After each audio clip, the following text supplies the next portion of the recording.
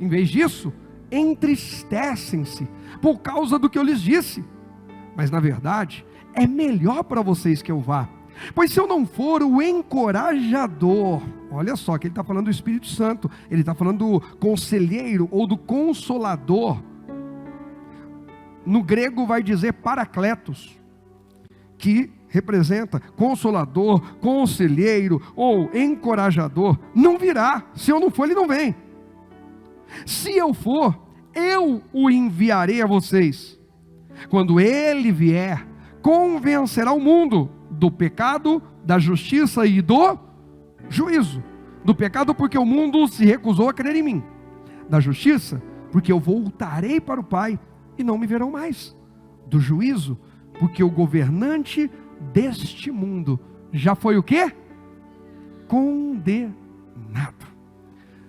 Eu preciso voltar outro dia aqui para aprofundar, porque tem muita lição importante aqui. Primeiro, a tarefa de convencer alguém não é minha e não é sua, é do Espírito Santo. Nós precisamos testemunhar Cristo. Jesus disse: vós sereis minhas o quê? Testemunhas. Está lá em Atos 1, o comissionamento.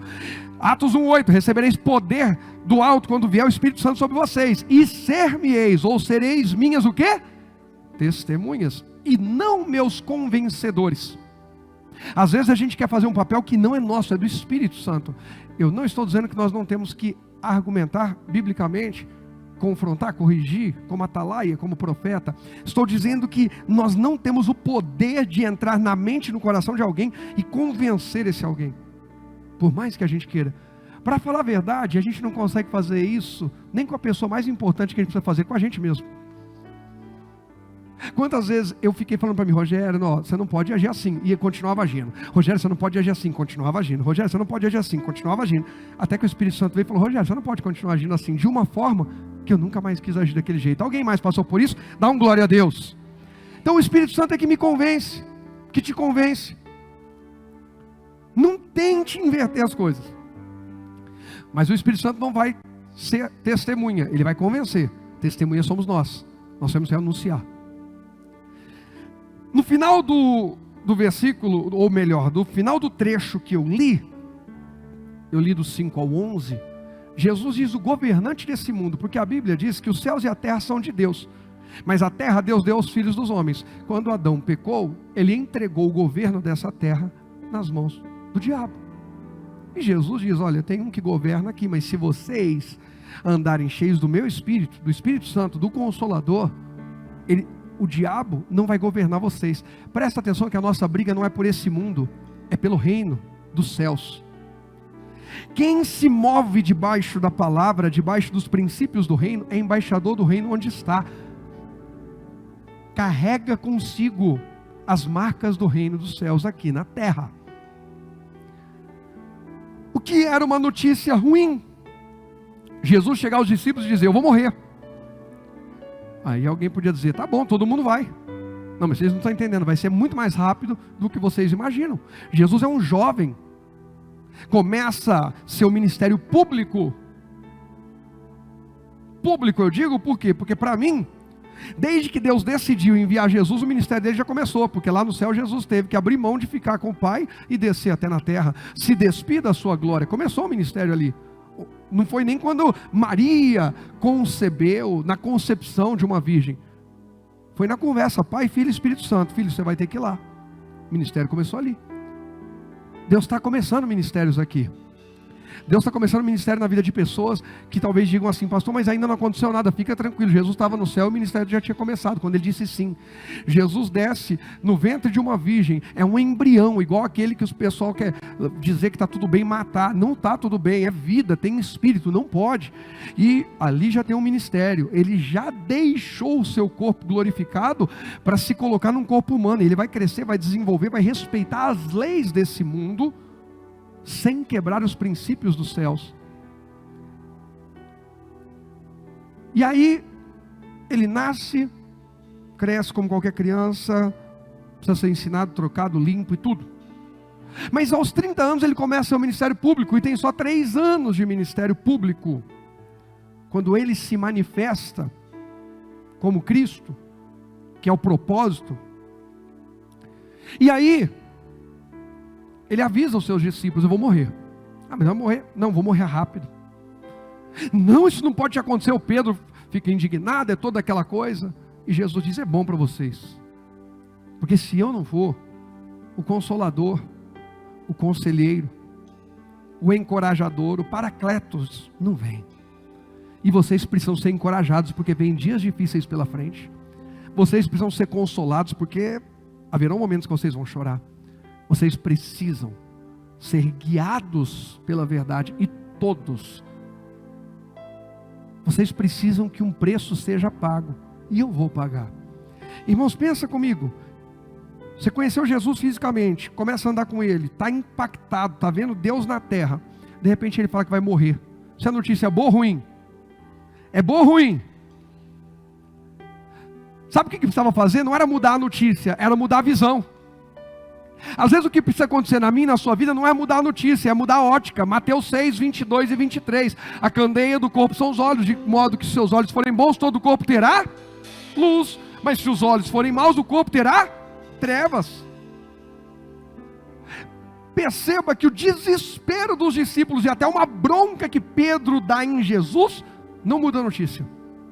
O que acontece é que depois da vinda do Espírito Santo, e Ele está entre nós aqui hoje, a forma de enxergar é outra. Você quer ver só? Para os discípulos que estavam andando com Jesus, vou perguntar de novo. A notícia, Jesus fisicamente olhar para eles, imagina que é você, para você. Você está andando com Jesus fisicamente, Ele fala assim: gente, vou morrer logo. Vou sofrer para caramba e já vou morrer. A notícia é boa ou ruim? Hoje, conhecendo a história toda, para nós, a notícia de Jesus ter morrido na cruz é boa ou ruim? Porque agora a gente conhece do alfa ao ômega, do começo ao fim. Sabe o que precisa? Nós precisamos pedir mais para Deus abrir o nosso entendimento e nos fazer enxergar até o fim da história. Porque no meio da história ela é dolorosa, ela é difícil, ela muitas vezes é suja, ela muitas vezes é contaminada, ela muitas vezes é corrompida. Porque assim é a humanidade, não há um só aqui na terra que faça o bem e nunca peque. Cada um está pecando de uma forma. Mas se a gente olhar para o final da história e ver aqueles que decidiram, apesar de todas as suas mazelas, andar com Jesus, ser curados, libertos, perdoados, restaurados por Ele, reinando com Cristo gloriosamente, nós vamos dizer: a história é boa. Deus mostra aos discípulos uma notícia que naquele momento era ruim, mas Deus está os encorajando a perseverar até que eles enxerguem que na verdade o que parecia uma notícia ruim é a notícia mais importante da vida deles. Irmão, ainda bem que você veio para essa noite, porque talvez você esteja vivendo a semana com as notícias mais ruins, mais pesadas, os maiores baques da tua vida. O diabo tentou impedir, infelizmente segurou pessoas que deveriam estar aqui, que deveriam estar pelo menos acompanhando online, mas você veio, você perseverou, você enfrentou chuva, você enfrentou o que for, e Deus te trouxe para dizer: apesar de notícias ruins continuarem chegando, as notícias do céu são boas para nós, para mim e para você. A nosso respeito tem notícia boa. Como assim, pastor? O senhor falou de Jesus. Jesus é fora da curva, Ele é Deus, é perfeitão. E a gente que é tudo pecador, aí o caso é diferente. Imagine estar na pele de Jesus, passar pelo que Ele passou. Era bom? Não. Mas vencer tudo que Ele venceu? Sim. Triunfar sobre tudo que Ele triunfou? Se assentar à direita do Pai. Agora, gente, Deus Pai, Filho e Espírito Santo não tem crise, tá? Por favor, não tem competição, não tem nada.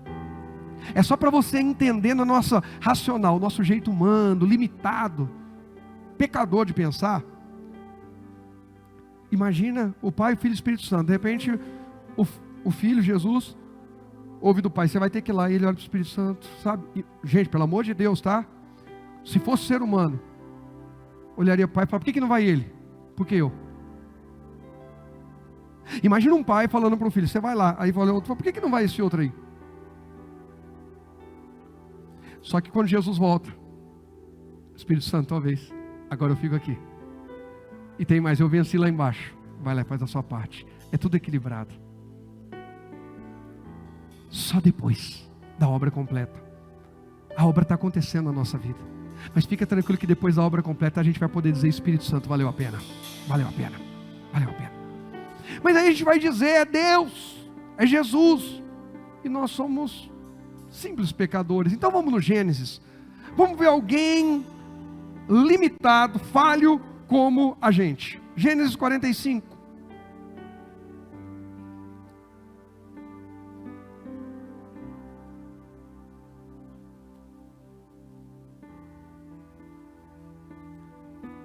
Gênesis capítulo 45, versículo 16 diz assim, ó: a notícia não demorou a chegar ao palácio de quem? De Faraó, do Faraó. Os irmãos de José estão aqui. Irmão, negócio de notícia rápido, fofoca, conversa. Ih, gente, desde que a terra é terra. Isso aí é rápido.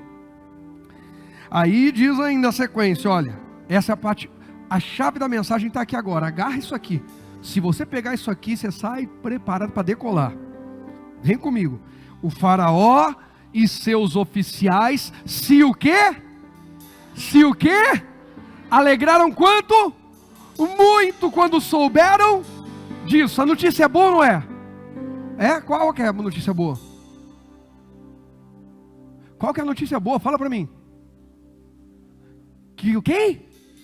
Os irmãos de quem? Aqueles que venderam ele? Que queriam matar ele? Que tinham inveja dele? A notícia ainda é boa? Por quê? Então nunca vem pedir oração, pastor. Pede para Deus me livrar daquela pessoa com inveja. Não, irmão, você falou que é notícia boa os invejosos chegar. Ô pastor, pede para Deus me livrar de quem quer me matar. Não, irmão, tem que andar perto de você quem quer te matar. Que isso, pastor, está amarrado em nome de Jesus. A notícia é boa ou ruim? Uai. Quanto seu irmão Adilson? Gato comeu sua língua? E do resto da igreja, né? Gente, a notícia é boa ou ruim? Por que é ruim? Pastor, o senhor de alguma forma me convenceu. Eu não sei qual que é a pegadinha, mas tem alguma coisa. Porque do jeito que o senhor falou, então ela não pode ser boa. Ó, é que não dá pra gente, oh Deus, não dá pra gente saber o que a gente já sabe. Mas fingindo, fazendo de conta que a gente não soubesse aquilo que a gente já sabe, o final da história de José e tudo, se põe na pele do José. Está chegando aí aqueles que tentaram matar, tinham inveja, venderam para ser escravo, jogaram numa cisterna e já estava acabando a água. Sabe qual é o nosso problema? A gente lê a Bíblia e a gente lê do versículo 1 ao 10 em 1 minuto. Não, pastor, eu demoro 5 minutos, ok. Não, pastor, para ler 10 versículos, demoro meia hora, tá bom. Mas às vezes do versículo 1 para o 2 passou 1 ano. Pelo amor de Deus, José não ficou 1 ano na cisterna. Mas a Bíblia diz que a água estava o quê? Na cisterna. Alguém lembra? A água que tinha na cisterna estava acabando. Não tinha água. Ele está ficando com sede. Então ele é vendido. Opa, pelo menos agora vai ser escravo, mas tem água para beber. Ele fica um tempo ali pensando assim, é só um castigo. Meus irmãos estão querendo me dar um susto. Nunca mais vou falar dos meus sonhos para eles. Vou ficar de boa. De repente, quando eles vêm resgatá-lo, ele falou, opa, agora vai. Não, vai ser vendido. É um baque em cima do outro. A vida de José é uma vida fácil? Não. E quem foi que começou toda a confusão na vida de José? Quem começou toda a confusão, bagunçou com a vida de José, gente? Quem? Os que estão vindo aí? A notícia é boa ou ruim? Hã? Pastor, se eu não soubesse o fim da história, eu diria que é terrível.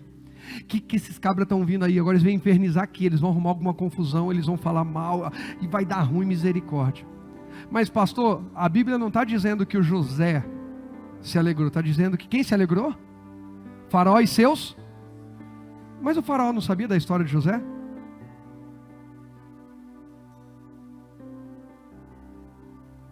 Não sabia. Sabe qual é um problema nosso? A gente pensa que para a gente avançar na vida, a gente precisa queimar o nosso passado para o nosso presente. Como assim, pastor, queimar o meu passado para o meu presente? Sair daquela empresa lá porque lá não prestava, agora aqui é que é bom, hein? Nossa, lá não me valorizava, mas é que nós vamos decolar. Está tentando queimar o seu passado para o seu presente. Pessoa que teve um casamento, foi traído, abandonado, enfim, entrou num novo relacionamento. Você é diferente, porque aquela cobra cega, aquele demônio, aquele Satanás. Eu não vou falar de igreja não. Vou sim. Agora eu encontrei a igreja de verdade. E o resto, melhor eu não falar. Sou grato. Nossa, imagina se não fosse. Se não fosse, irmãos, a gente às vezes está preocupado em falar para o faraó por que a gente veio parar aqui. E na verdade, Deus só quer que a gente mostre o que Deus colocou em nós para o faraó. Porque tem algo novo para acontecer, e é através de um dom, de uma capacidade, de uma visão, de uma unção. É através do Espírito Santo que está em você, filho de Deus.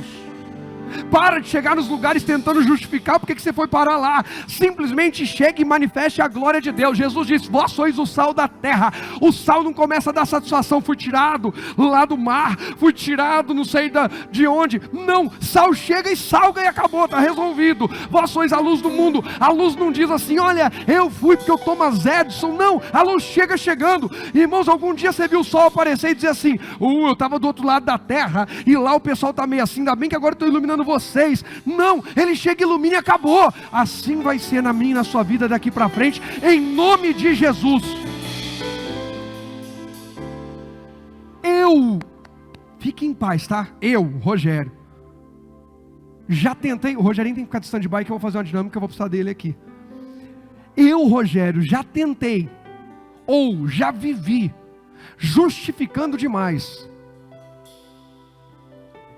o meu passado para o meu presente. Não, porque eu já fiz isso, porque eu aquilo, e assim, e eu. José não foi falar com o faraó: fui injustiçado pela mulher do Potifar. Pergunta para Potifar quanto a casa dele prosperou. Pede o meu currículo lá para Potifar. Cheguei na casa do Potifar, lá a administração era de um jeito, eu mudei tudo. Pergunta para Potifar. Irmãos, a gente tem o hábito de chegar nos lugares e querer impressionar pelo que a gente já fez. Só que Deus quer que a gente marque os ambientes por aquilo que Ele vai fazer e está fazendo no tempo presente. E vou dizer mais: nós estamos vivendo um clima muito tenso, um tempo até difícil no Brasil. Está difícil da gente discernir. Se você tem clareza, parabéns. Eu não tenho. Que isso, pastor? Uma pessoa sincera. Não, vou sair dessa igreja. Pelo menos você vai sair tendo consciência que ninguém te enganou. Eu não tenho 100% de clareza. Não, eu tenho clareza e convicções de várias coisas. Agora, do que está acontecendo mesmo? Do que é o melhor? Do que, meu Deus, eita, eu não sou sabe tudo. Não, pastor, mas porque tem... Não, calma. Tem muita coisa do outro lado que a gente nem imagina. A gente precisa ser mais humilde, menos arrogante. Para os dois lados eu digo, tá? Menos arrogante. Cuidado com quem acha que sabe tudo. É simples, é só o pessoal. Ei, baixa a bola, você não sabe tudo que você acha que você sabe. E nem eu. Nós estamos do lado de cá, a gente recebe a informação que permite chegar até a gente. Tem muita gente aí com muita inteligência, mas na verdade sendo ignorante. A gente não sabe tudo que acontece do outro lado da história. Isso aí é igual você atender um casal que está divorciando e você toma as dores de um lado e fala: já sei. Você não conviveu com eles. A gente pensa saber. Então cuidado. Nós temos direito de ter convicções, de pensar, de refletir. Eu estou pensando, estou discernindo e estou pedindo a Deus discernimento. De qualquer forma, independente do que vier, Jesus continua no trono. Isso não muda. Nada faz isso mudar. E Deus continua esperando que a igreja dele seja sal e luz aqui na terra. Acabou. Não importa como esteja aqui. José precisa chegar e mostrar um dom que Deus deu a ele, a Faraó, quando ele chega no Egito. E não falar o que os irmãos fizeram, o que o Potifar fez. E ele interpreta o sonho de Faraó e é levantado governador do Egito. Ele não apenas interpreta, como ele também dá instruções. Coloca alguém que guarda a quinta parte, tal e tal e tal. E pronto, 7 anos de fartura, 7 anos de pobreza. E aí, Faraó, você vai ficar mais rico, mais poderoso. Faraó fala: é esse o cara. O que colocou José para governar o Egito não foi a história triste do passado dele. Meu Deus, olha para quem está do teu lado e diga: a tua história é triste, não te faz governar nada, te deixa ainda mais desgovernado. Então para de murmurar, para de justificar e começa a viver o hoje, porque Deus é eu sou, o Deus de agora na tua vida. Quando a gente quer argumentar muito sobre o passado, a gente está duvidando que Deus é. A gente está duvidando que Deus é. Ele é. Ora, aquele que é poderoso para fazer quanto? Tudo, abundantemente, além daquilo que pedimos ou pensamos, segundo o seu poder que em nós opera. Ora, aquele que é agora, hoje. José fala para Faraó aquilo que é importante falar. Fui trazido a Faraó para interpretar um sonho, porque o copeiro contou para ele do sonho que ele teve, que o padeiro teve, o padeiro decapitado, o copeiro voltou para sua posição, e agora o Faraó não quer ouvir a história triste que eu tive de vida com Potifar, com a mulher do Potifar, com meus irmãos, com isso, com aquilo. O que o Faraó precisa é de alguém que resolva a crise que ele está vivendo. E a partir do momento em que ele resolve a crise de Faraó, ele se torna governador do Egito. Meu irmão, para de reclamar das crises, problemas que chegam na tua vida, são elas que vão te fazer governar coisas grandes na vida. A Bíblia diz que se a gente se cansa correndo com homens que vão a pé, que dirá quando a gente vai competir com aqueles que vão a cavalo? O que é isso? A gente está enfrentando lutas e a Bíblia fala que nos últimos dias a coisa vai estreitar mais, gente. A gente precisa encarar bem o que a gente está vivendo hoje, porque a vereda, pastor, mas a vereda do justo, o senhor mesmo cita, que é como a luz da aurora, vai brilhando mais e mais até ser dia perfeito. Verdade, a tua luz vai aumentar porque as trevas também aumentaram. Não é para você se exibir. A glória de Deus, a capacidade de Deus, a unção de Deus em nós cresce para atender uma demanda. Deus não desperdiça nada. Deus não desperdiça nada. Alguém quer mais glória de Deus? Então você vai ser inserido em mais problemas. Alguém quer mais glória de Deus? Opa, aumentou, vocês querem problema? Não, pastor, estou disposto a encarar, desde que eu esteja revestido de glória, de unção, de poder. É para isso. Não é para a gente vir tirar férias aqui na terra. Irmãos, pelo amor de Deus, todos nós queremos um tempo de paz.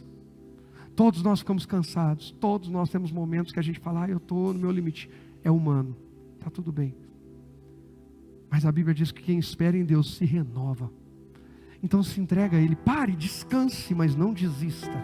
Se renove e vai até o fim.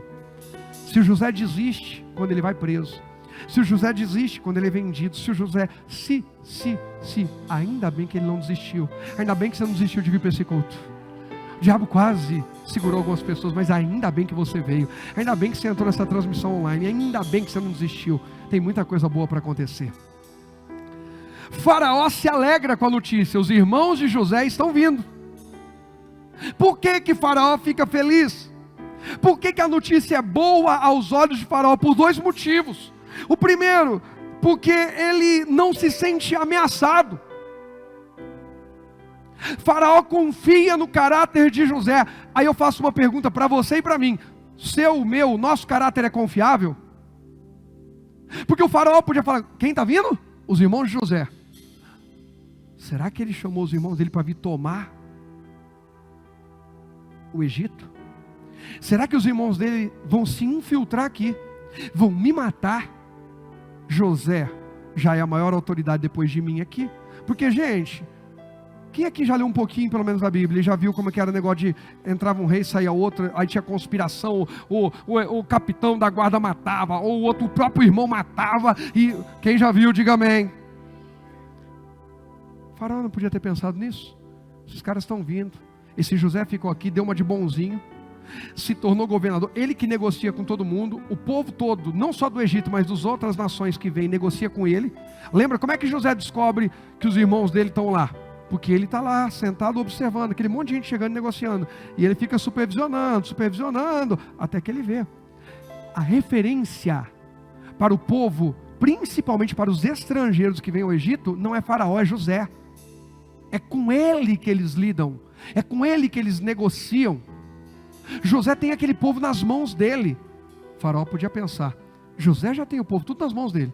Os irmãos dele estão chegando, vai me matar. Seguinte, reforça a minha guarda. Aí entra um soldado que fica meio olhando de um jeito assim, e fala, será que esse cara aí também é macumunado com José e vai me matar, e os irmãos dele vão tomar tudo? Mas não, a Bíblia diz que Faraó se alegra, porque ele confia no caráter de José. Diga, eu preciso ter um caráter confiável. Confiável. Eu falei caráter perfeito? Confiável. Quem que é o confiável? Aquele que fala assim, eu errei, hein? Ó, eu não quero mais errar, hein? Ó, eu falei que ia fazer e não fiz, eu falei que ia e não fui, eu fiquei de e tal, mas eu quero mudar.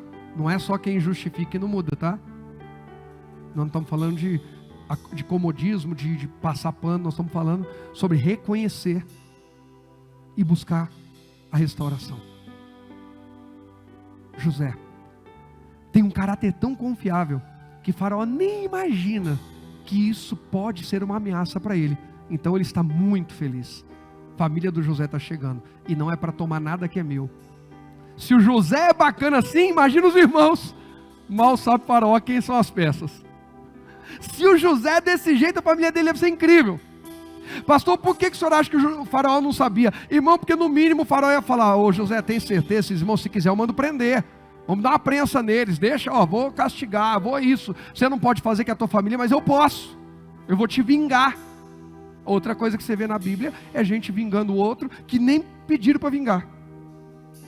Tomando as dores do outro que nem deveria ter feito. Segunda razão pela qual eu vejo que a notícia é boa aos olhos de Faraó, ele poderia ter ódio dos irmãos de José. O que esses caras fizeram? O José é tão gente boa, minha vida mudou. Olha aqui como... Antes eu me preocupava em administrar tudo. Agora, além de ficar cada vez mais rico, eu nem me preocupo em administrar. José é um cara incrível. Você já pegou bronca de alguém por causa de outra pessoa, por causa de terceiro? Quem já carregou bronca de terceiro? Eu já carreguei, eu. Uma vez, irmão, eu peguei bronca de um pastor. Fiquei pastor miserável.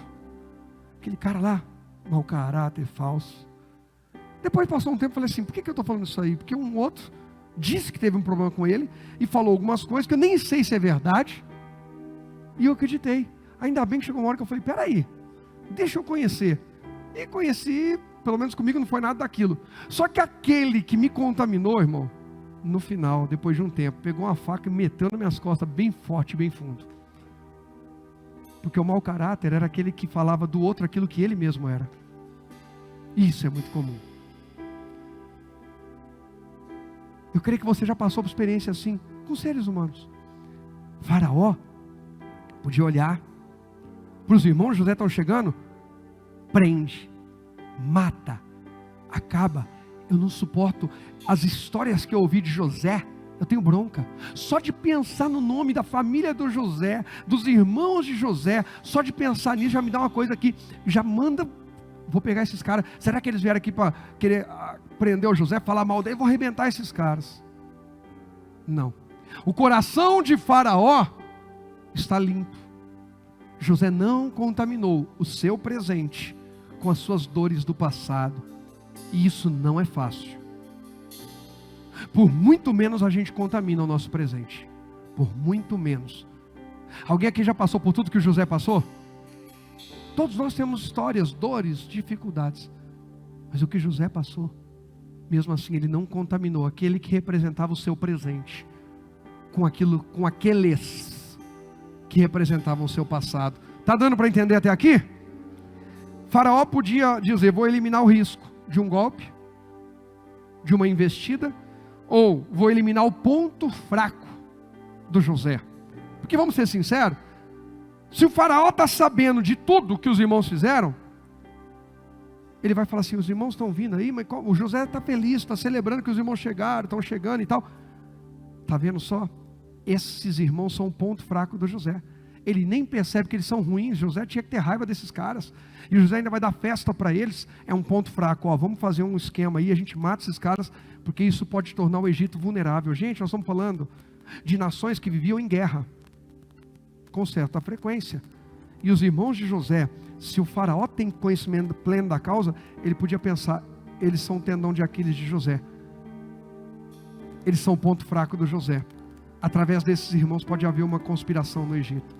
Faraó não enxerga nem da primeira forma, nem da segunda forma. Por quê? ele tem uma visão pura. Como que ele recebe essa visão pura do José? Como é que José consegue não passar durante o tempo que ele está com o faraó, e já passaram mais de 7 anos ele ali com o faraó, servindo o faraó de perto, e como é que ele consegue? Volta no capítulo 41, no Gênesis mesmo, 41, verso 50. Gênesis 41, verso 50, diz assim, ó: durante esse tempo, antes do primeiro ano do quê? Antes do primeiro ano do quê, gente? De fome. Olha só. José e sua mulher Asenate, filha de Potífera, sacerdote de On, tiveram quantos filhos? 2 filhos. José chamou o filho mais velho, ou o primeiro filho de Manassés, pois disse: Deus me fez esquecer de todas as minhas dificuldades e toda a família de meu pai. 52. José chamou o nome do segundo, do que mesmo que diz aí? Efraim, pois disse: Deus me fez prosperar na terra da minha o quê? Aflição. José, presta atenção, antes, irmão, grava o que nós lemos no verso 50, durante esse tempo, antes do primeiro ano de fome, José e sua mulher Asenate, filha de Potífera, sacerdote de On, tiveram quantos filhos? Antes do primeiro ano de fome. O que significa? Dentro dos 7 anos de abundância. Sabe qual é o erro comum que a gente comete? No tempo que as coisas ficam bem, a gente acha que não precisa mais consertar nada na nossa vida. A gente se ilude com pequenas ou até grandes conquistas. No caso de José é uma grande conquista. A vida dele mudou completamente. Mas dentro daquele período em que Deus está te promovendo, que Deus está te levantando, em que Deus está restaurando, em que Deus está curando, em que Deus está libertando, coloque a sua vida em ordem. Colocar a vida em ordem não é um mandamento, não é uma necessidade só para quando tudo vai mal. Parece que é. As coisas estão ruins, então preciso colocar minha vida em ordem. Tem alguma coisa errada, tem alguma coisa errada, tem alguma coisa errada. José coloca a vida em ordem quando tudo vai bem. Como assim, pastor, ele coloca a vida em ordem? Ele tem 2 filhos. O primeiro, ele nomeia Manassés. Deus me fez o quê? Esquecer. Eu não consegui por mim mesmo. Eu precisei levar isso a Deus, e levar isso a Deus, e continuar levando a Deus, e continuar levando a Deus, porque só Deus pode me fazer perdoar o que os meus irmãos fizeram. Presta atenção que na fala de José, quando nomeia Manassés, José não diz que ele perdoou seus irmãos porque ele é muito bom, porque ele é muito cheio de Deus, porque ele é um ungidinho. É isso que está escrito aí? Põe o 51 para mim, por favor. Chamou José, o filho mais velho de Manassés, pois, por que disse? Por que razão ele nomeou Manassés? Porque ele está dizendo, Deus, que ele está dizendo? O quê? Deus, quem mesmo? Quem? Deus me fez esquecer. Pronto, aí tá bom, a gente já sabe o restante. Quem foi que fez o José esquecer toda a dor, aflição, traição, mágoa, frustração, revolta e abandono, rejeição e tudo? Quem fez esquecer? Quem pode fazer esquecer o mal que lhe fizeram? Quem pode curar a tua alma? Quem pode levantar a tua autoestima? Quem pode abrir uma nova porta para você, independente do que fecharam? Quem pode te dar o melhor tempo da tua vida? Deus! Pare de esperar dos outros, é Deus! Deus pode fazer. Confie em gente de Deus, gente confiável. A gente precisa um dos outros, ok, mas dependa só de Deus. Eu confio que o Marcelão vai me ajudar se eu precisar, não sei o que, mas se o Marcelão não puder ajudar, eu estou na dependência de Deus, e Deus vai estar comigo, é isso. Eu confio que vocês vão continuar caminhando conosco, e a Igreja Família de Cristo vai crescer ganhando almas. Mas para isso acontecer, eu dependo de Deus, porque se todos vocês decidirem ir embora, Deus decidir mandar 10 vezes mais pessoas, Ele manda. Dependemos de Deus. Quem entendeu o exemplo que eu dei? Eu confio, graças a Deus a gente tem uma liderança incrível hoje aqui na igreja, tem colaboradores incríveis. Sabe, nós vamos ter uma reunião, líderes obreiros, colaboradores, voluntários e aquele que deseja ser pastor. Deus me chamou para dar fruto. Eu não vim aqui para ficar à toa. Eu preciso fazer alguma coisa, nem que seja para colocar copinho descartável ali, para dizer oi pessoal, segurar uma plaquinha lá na porta, pegar o guarda-chuva e receber o pessoal no carro. Eu preciso fazer alguma coisa depois de tudo que Deus fez na minha vida. Sábado você tem que estar com a gente 7h30 da noite aqui. Eu preciso de vocês para a gente poder expandir a obra de Deus, o reino de Deus. Orem por mim, amanhã eu tenho uma reunião importantíssima com o proprietário do prédio. Eu creio que vem coisa boa em nome de Jesus. Ei, mas dependa de Deus. José está dizendo, eu não esqueci porque eu sou melhor. Eu tenho facilidade em perdoar. É que é o meu temperamento, minha personalidade, o meu jeito. O que José está dizendo é só o seguinte: se Deus não me ajuda, eu não perdoo. Se Deus não me ajuda, eu não esqueço. Ainda bem que eu continuei levando para Deus, eu insisti. A minha vida melhorou. E eu não tornei a melhora da minha vida um combustível para vingança. Porque tem gente que faz isso. Agora vocês vão ver. Eu vou tripudiar em cima dos outros. Se a minha vida melhorou, minha responsabilidade aumenta, não diminui. Agora é que eu preciso examinar a mim mesmo. Quanto mais alto Deus me levar, mais eu preciso examinar. Gente, para pensar. Quanto mais longa é a sua viagem, você vai fazer uma viagem de carro. Por exemplo, viagem. Viagem é o quê? É mudar do quê? De cidade. Ok. Dá para ir com um carro engasgando, com um câmbio ruim, embreagem ruim daqui para Santo André? Dá para Diadema? São Caetano, São Paulo, Rio de Janeiro, Bahia. Quanto mais longa é a viagem, com maior cuidado e atenção eu preciso fazer a vistoria, checar o carro. Como é que está isso aí? Deus está me levando para uma viagem mais longa, está me levando a voar mais alto. Agora é que eu vou me examinar mais do que eu me examinava antes. Agora eu vou orar mais do que eu orava antes. Eu vou jejuar mais do que jejuava antes. Eu vou ler mais a Bíblia, eu vou buscar mais a Deus, vou ser mais humilde. Põe para mim o primeiro tópico, por favor. Presta atenção a algumas lições que a gente vai aprender com José. Algumas lições com José do que só Deus pode fazer na vida de uma pessoa. Algumas lições. Como é que transforma notícia ruim? Os irmãos de José estão vindo em notícia boa. E olha que José não precisou falar nada para o faraó. A vida dele já deixou o pacote pronto. Que a sua e a minha vida deixe o pacote pronto. Para pessoas enxergarem com bons olhos. Primeira lição, põe para mim por favor. Aprenda a lidar com suas crises, decepções, perdas e o quê? Frustrações. Não se torne o mal que lhe fizeram. Não mantenham a ferida aberta a vida inteira. Está escrito aí, é fácil lidar com as crises? Hein? Está escrito, é fácil lidar com decepções, perdas e frustrações? Está dizendo, aprenda. Como é que a gente aprende? Como é que a gente aprende? Como é que a gente aprende? Última vez. Praticando, buscando. Eu vou buscar um conhecimento, quero aprender. Agora eu vou praticar. Eu vi alguém fazer. Agora eu preciso praticar para eu também saber. Não é só ouvir alguém, é praticar. Mas ela é professora. Os alunos para aprender precisam o quê? Praticar. Ela não pega e fala, passa uma lição uma vez só e fala, acabou, já aprenderam. O bom aluno, no bom sentido, ele fala assim, poxa, ô professor Ellen, de novo isso aí, já passou isso aí. Eu falei, mas nem todo mundo igual você. Tem uns aqui que ainda precisam aprender isso aqui. Mas isso aí eu já sei, vixe, eu já estou, mas tem alguém que está no outro ritmo, tem alguém que tem mais dificuldade, mas todos precisam aprender para ir para o próximo nível. Você quer ir para o próximo nível? Precisa aprender. José podia ter mais facilidade em perdoar, para aprender a perdoar, mas ele precisava aprender de todo jeito. Alguém pode ter mais dificuldade, mas também precisa aprender. Nós dependemos de Deus.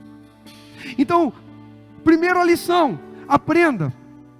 Aprenda. José teve que aprender, senão a vida dele não sairia do lugar. Aquilo que fizeram com José tornou ele ainda mais forte e não mais fraco. A vida que José teve foi realmente aquilo que o habilitou a governar o Egito. As dores, aflições, decepções, abandono, tudo aquilo credenciou José a estar no Egito governando a maior potência do mundo na sua época. O problema nosso é que a gente pensa que as crises, lutas, rejeições, frustrações são a razão pela qual a gente não vai chegar lá. E na verdade são os degraus que a gente precisa subir para chegar lá. Alguém está entendendo? Superar esse mal que me fizeram é o que vai me capacitar a estar numa posição diferente. Porque se tentarem me fazer mal, eu já estou preparado para não cair. Eu vou ficar firme com Jesus. Eu sei que Jesus esteve comigo durante todo aquele processo. Eu sei que Ele estará comigo aqui em cima também. Gente, quem aqui sabe andar de bicicleta? Bacana. O que te fez aprender a andar de bicicleta? Para aprender a andar de bicicleta, você precisou fazer o quê? Aprender a cair sem se machucar tanto. Primeiro você cai igual um paguá. Vai o queixo, vai os dentes, vai o beiço, vai tudo. Daqui a pouco você aprende a cair, só ralar o cotovelo, a perna. Daqui a pouco você aprende a não cair. Mas como é que você aprendeu a se equilibrar na bicicleta? Como é que foi? Caindo. É disso.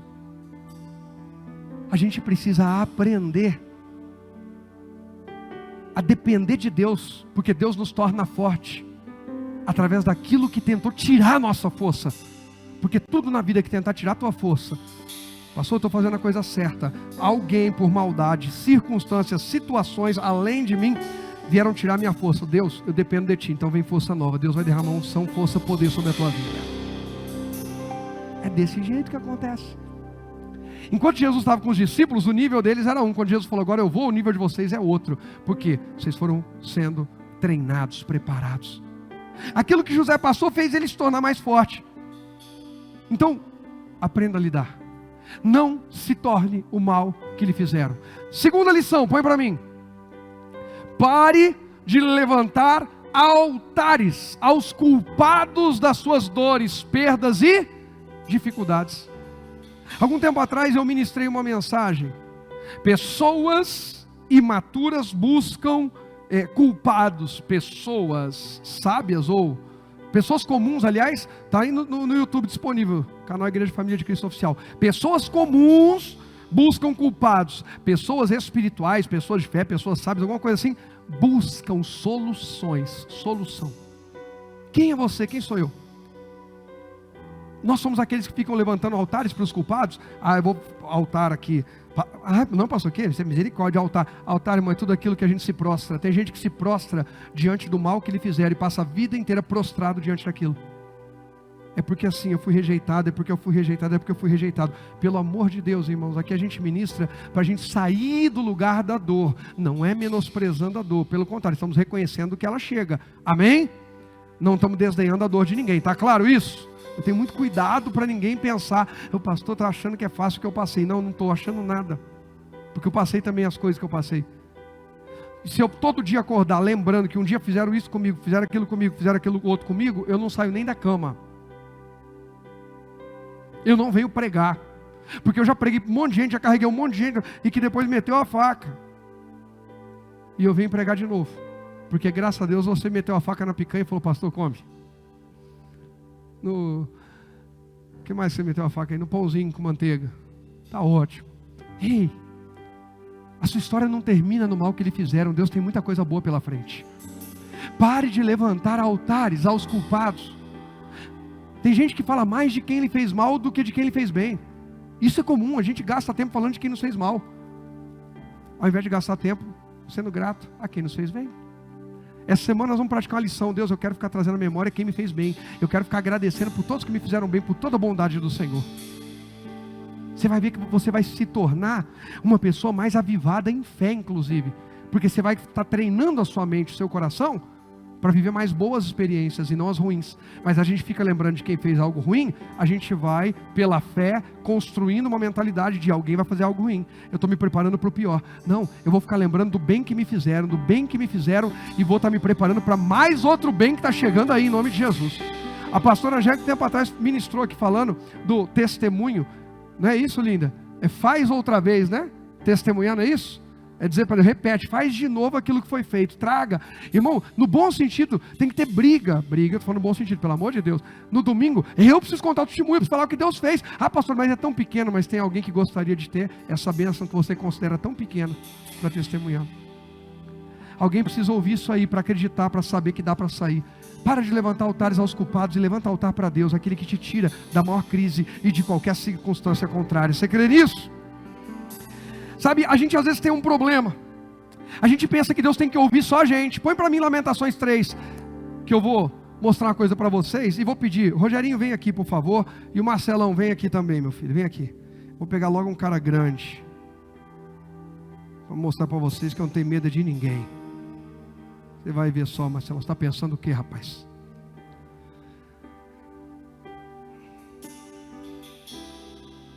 Lamentações 3. Já vou ler com vocês. Tem mais microfone aqui? Está aqui, ó, né? Posso, Naná? Você deixa? Oh, obrigado, viu, Naná? Naná tá bonzinho hoje. Deixou até pegar o microfone. Obrigado. Presta atenção aqui. Fica no manto aqui. Lamentações 3, versos 21 e 22. Põe para mim, por favor. Eu vou ler com vocês e já vou pedir para meus amigos me ajudarem. Ainda ouso, porém, ter o quê? Ter o quê? Esperança, quando me recordo disto. O quê? 22. O amor do Senhor não tem fim. Suas misericórdias são o quê? Inesgotáveis. Pode seguir, 23. Grande a sua o quê? Fidelidade. Suas misericórdias, bem forte. O que diz aí? Pode falar, Rogerinho e Marcelão junto também. Se renovam cada manhã. Você crê nisso? Eu creio. Agora pensa comigo, ó. Presta atenção aqui. Gente, quem que vocês querem que eu encaro? Rogerinho ou Marcelão? Vocês estão vendo o que eu falei? Então, Rogerinho, você foi promovido a Deus hoje aqui. Então você é Deus, fica aqui em cima. Deus, sobe aí no degrau, filho. Fica daí. Fica aqui. Isso, segura a Bíblia. Ótimo. Presta atenção. Eu sou um cabra que ajudei o Marcelão. Eu sou o José. E o Marcelão é o Judá, é o Rubem. É todos os irmãos do José. Eu sou o José. Sou o sonhador, o governador. Você ainda vai comer na minha mão, sem vergonha. E eu faço bem, eu ajudo e tal. Ah, Marcelão, vem me dar um abraço. Pastor, obrigado. Agradece aí, Marcelão, por alguma coisa. Vai, põe no microfone. Obrigado pelo... Ah lá, não tem nem o que agradecer, gente. Agradece alguma coisa. Obrigado por toda vez que você me convidou para comer na sua casa. Aí, pastor, tá dando uma indireta para ir lá. Aí, beleza. Aí eu vou sair. Corre aqui, irmão Deus. Fique do lado do Marcelão, rápido. Pode vir pelo outro lado mesmo, pode passar aí na frente. Vem, isso. Só pelo degrau ali, porque é muito alto para você. Deus me livre, acontece um acidente. Aí o Marcelão está falando bem de mim aqui. Quando eu virar as costas, ele vai continuar falando, mas agora é pro modo Deus, ele pensa que eu não estou ouvindo. Virei as costas, vai, Marcelão. Pastor já não me chama, faz tempo que ele não me chama para comer lá. Já me chamou muitas vezes, mas faz tempo que não chama. Não sei o que aconteceu, viu? Já comeu lá? A comida é boa, mas não chama mais, fazer o quê? Você acha que não foi porque eu não levei a sobremesa? Ó, já comeu lá? Não. Aí fala assim, vixe, então você está pior que eu. E já começa. Irmão, a coisa vai, e vai, e vai. De repente, os dois armam alguma coisa e puxam o meu tapete. Isso já aconteceu com alguém na vida? Gente que te abraçou, fez isso. São os irmãos do José. O José está de cá. José agora governando o Egito. Eu sou o José. Está governando o Egito. E começa uma prosperidade. E o José está todo dia, Deus obrigado, obrigado e tal. Só que na oração de José, José percebe que ele tem uma dificuldade quando ele pensa nos irmãos dele. E ele começa, Deus, eu preciso perdoar meus irmãos, porque assim, foi difícil o tempo que eu passei, mas o Senhor foi tão bom para mim. Deus, o Senhor foi tão bom, mas tão bom, mas tão bom para mim. Me perdoa, eu estou com raiva, eu queria arrebentar meus irmãos, matar meus irmãos. Deus, o Senhor tem uma palavra para mim? Deus, o Senhor tem uma palavra para mim? Grande é a sua fidelidade, suas misericórdias se renovam a cada manhã. Deus, o Senhor está falando o que para mim? Grande é a sua fidelidade e suas misericórdias se renovam a cada manhã. Gente, é do 21 ao 23, mas vou ler só o 23 por causa do tempo, tá? Suas misericórdias, o que Deus o Senhor está falando? As misericórdias do Senhor na minha vida, o que Deus? Eu não ouvi. Se renovam a cada manhã. Oh, quem acredita nisso? Deus me perdoa. Minha mulher acabou de engravidar. Manassés está vindo aí, Senhor, porque o Senhor me fez esquecer, porque as tuas misericórdias se renovaram na minha vida. Obrigado, Deus. Só que o Marcelão decidiu orar. E ele falou: Deus, me dá uma palavra. Vai, ora aí, Marcelão. Pede para Deus uma palavra. Senhor, me dá uma palavra, Pai, em nome de Jesus. Grande é a sua fidelidade e suas misericórdias se renovam a cada manhã. Ele recebeu a palavra, agora ele vai orar. Senhor Jesus, obrigado por tudo que você tem feito na minha vida. Quem dos dois, Jesus, quem dos dois Deus perdoou? Quem dos dois Deus perdoou? De novo, quem dos dois Deus perdoou? A gente tem um problema, a gente pensa que Deus só vai se perdoar, a gente não vai perdoar quem nos fez mal. Só que a mesma Bíblia que eu estou lendo aqui, está disponível para quem me fez mal ali. O mesmo Deus, que pode me perdoar e me restaurar, pode perdoar e restaurar quem me fez mal. Porque as misericórdias dele se renovam na nossa vida e na vida do próximo, todas as manhãs. Então hoje temos que sair daqui de coração limpo, livre, porque Deus está perdoando aqui, mas também está perdoando lá. Se você não libera perdão, o outro já foi, a tua vida é que travou, mas não vamos ficar com vida travada não. Só Deus pode fazer e já está fazendo, dando um coração limpo e puro para a igreja dele. Você crê nisso? Dá um glória a Deus. Obrigado, podem descer. Glória a Deus, obrigado. Presta atenção, gente, nisso. Põe para mim o próximo tópico, por favor. As mesmas misericórdias que nascem sobre a minha vida, quando? Todos os dias, também nascem sobre a vida de quem me feriu. E o mesmo Deus que me dá a oportunidade de avançar, quando? Todos os dias, também dá a eles. José entendeu isso. Olha, se as misericórdias de Deus estão se renovando na minha vida, pode se renovar na vida dos meus irmãos. Eu não sou melhor que os meus irmãos. Agora, como é que José conseguiu ir adiante? Vamos para o capítulo 45, rapidinho do Gênesis, vai. Eu preciso ler isso aqui para vocês. Eu só ia falar aqui os tópicos, mas eu preciso ler, pelo menos esse aqui. Tem dois textos aqui que eu preciso ler. 45, verso 3.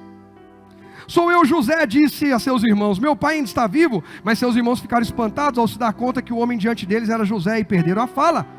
Cheguei mais perto, disse José. Quando eles se aproximaram, José continuou: eu sou José, o irmão que vocês venderam como escravo para o Egito.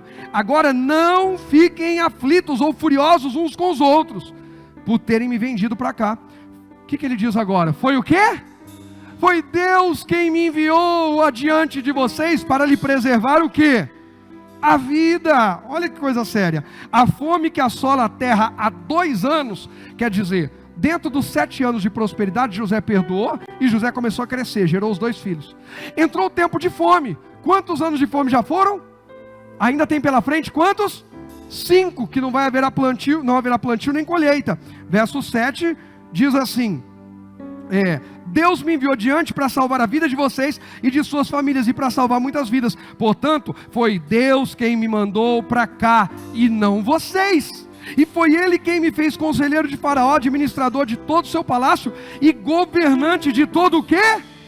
Egito. Ah, meu irmão, Deus está te abrindo os olhos para você entender que essas lutas e desafios estão lhe credenciando para um tempo grande de manifestação da glória e do poder de Deus na tua vida e através de você, inclusive para quem não foi bacana com você. Eu não estou falando sobre resgatar alianças que não são de Deus, estou dizendo sobre disponibilizar misericórdia a todos. Põe o próximo tópico, por favor, e a gente já vai para o final. Pare de perguntar por quê. Mergulhe na intimidade com Deus e descubra o quê? O para quê? Para quê? Para que o Senhor mandou para cá? A gente pergunta muito por quê. Próximo tópico, pode colocar, por favor. É bonito dizer, irmão, nós dizemos. Encerramos aí o Shemitah, agora um novo ciclo, novo nível. Deus está te colocando novo nível. Agora vai. Bonito. Mas vem comigo. Novo. É bonito dizer novo nível, mas como que? Como acessar? Qual é a forma de acessar um novo nível? Superando. José tinha que superar. Senão ele não acessava o novo nível. Como superar então? Porque, pastor, superando, mas não é fácil. Então vamos para a segunda pergunta. Como superar as maiores o quê? Dores. Entregando a quem? A Deus, e prosseguindo, confiando que só Ele pode fazer o que nós não podemos. Entrega para Deus. Para de tentar você resolver isso aí. Entrega hoje para Deus. Davi entendeu, ele disse: entrega teu caminho ao Senhor, confia nele e tudo fará. Saul quer me matar, mas eu não vou me vingar, eu não mando meus soldados pegarem Saul. Eu entrego o meu caminho a Deus, confio. O que Deus tiver que fazer com Saul, quem faz é Deus. Ele é ungido de Deus, eu não vou tocar nele. Foi isso.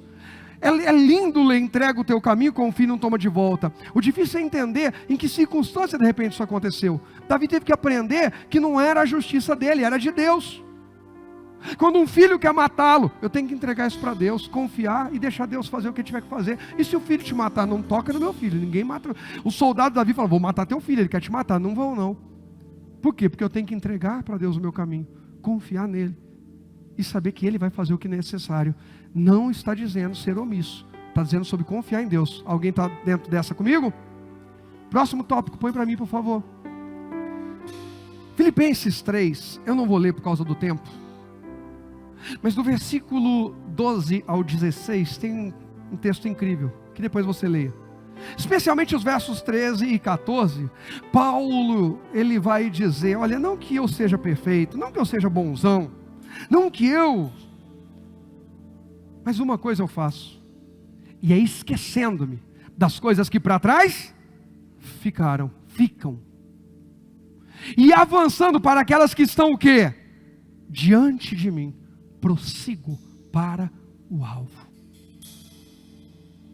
Quem não vira páginas vai continuar preso na mesma dor, na mesma angústia, na mesma frustração. Só Deus pode fazer notícia ruim se transformar em notícia boa, mas não será num passe de mágica. Quando a gente entra no mês de novembro e Deus nos dá uma palavra que o tema desse mês é só Deus pode fazer, não espere que Deus vai trabalhar e você vai ficar balançando na rede esperando. Não, pastor, mas a Bíblia diz que Ele trabalha para quem nele espera. Sim, eu fiz o que Ele me mandou e agora espero que Ele faça o que eu não consigo fazer. É sobre isso. Espera nele, descansa nele, vai até onde Deus te mandou ir. A hora que Deus falou: aqui deu, daqui para frente é comigo. Agora espera que Ele vai fazer. A gente precisa entender que o que só Deus pode fazer, Ele fará.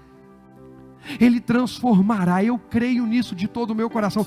Gente, essa é a primeira mensagem da nova série. Essa é a primeira mensagem dessa semana turbulenta que a gente está vivendo. E na primeira mensagem, olha o que Deus está falando com o Rogério e com a família de Cristo, com quem mais quiser ouvir. Deus tem poder de transformar notícias ruins em notícias boas.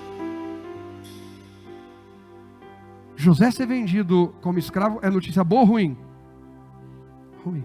Isso, pelo amor de Deus, não é Deus passando um pano para os irmãos de José. Tanto que os irmãos de José não vão governar o Egito.